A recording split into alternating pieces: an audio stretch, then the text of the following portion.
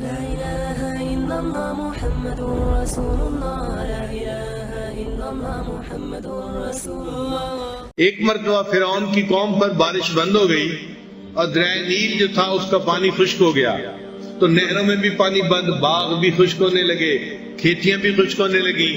تو لوگ سارے مل کے فرعون کے پاس آئے کہ آپ خدائی کا دعویٰ کرتے ہیں تو آپ برائے مہربانی دریائے نیل کو چلا دیں تاکہ ہم اس مصیبت سے نکل جائیں، یہ ڈراؤٹ سیزن ہمارا ختم ہو جائے۔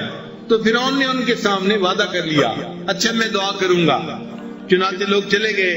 اب جب رات کا وقت ہوا تو فرعون کو خیال آیا کہ میں نے تو لوگوں سے وعدہ کر لیا تھا، چنانچہ سر پہ تاج ہے، ننگے پاؤں ہے، پاؤں جوتے نہیں پہنے، یہ اپنے محل سے اکیلا باہر نکل پڑا اور چلتے چلتے دریائے نیل کے کنارے آیا۔ وہاں ریت تھی، ایک جگہ پر اپنا تاج اتار کے رکھ دیا اور اللہ سے دعا مانگنے لگا، اللہ اگرچہ لوگوں کے سامنے میں خدائی کا دعویٰ کرتا ہوں لیکن میرا دل تو جانتا ہے نا کہ اصل خدا آپ ہیں، میرے رب آپ ہیں، اللہ میں آپ سے دعا مانگتا ہوں، آپ مجھے رسوا نہ کیجیے اور بارش عطا فرما دیجیے، پانی دے دیجیے تاکہ یہ ڈراؤٹ سیزن ختم ہو جائے۔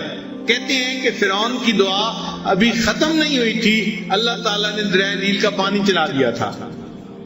تو جو پروردگار عالم فرعون کی دعا کو قبول کرتا ہے، جو خدائی کا دعویٰ کرتا تھا، جو انا ربکم الاعلیٰ کہتا تھا، ہم تو وہ بندے ہیں جو الحمدللہ سجدے میں سر ڈال کے سبحان ربی الاعلیٰ کی گواہی دے رہے ہوتے ہیں، تو اللہ ہماری دعا کیوں نہیں قبول فرمائیں گے؟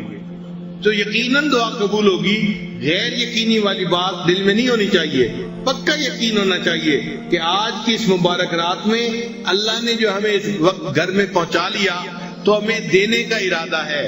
دیکھیں اگر اللہ چاہتے تو رکاوٹ آ سکتی تھی نا، گھر میں بیوی بیمار ہو جاتی، بچے کو کچھ ہو جاتا، کسی بچے کو اچانک چوٹ لگ جاتی، ہسپتال لے جانا پڑتا۔ آپ اس محفل میں لا إله إلا الله محمد رسول الله لا إله إلا الله محمد رسول الله۔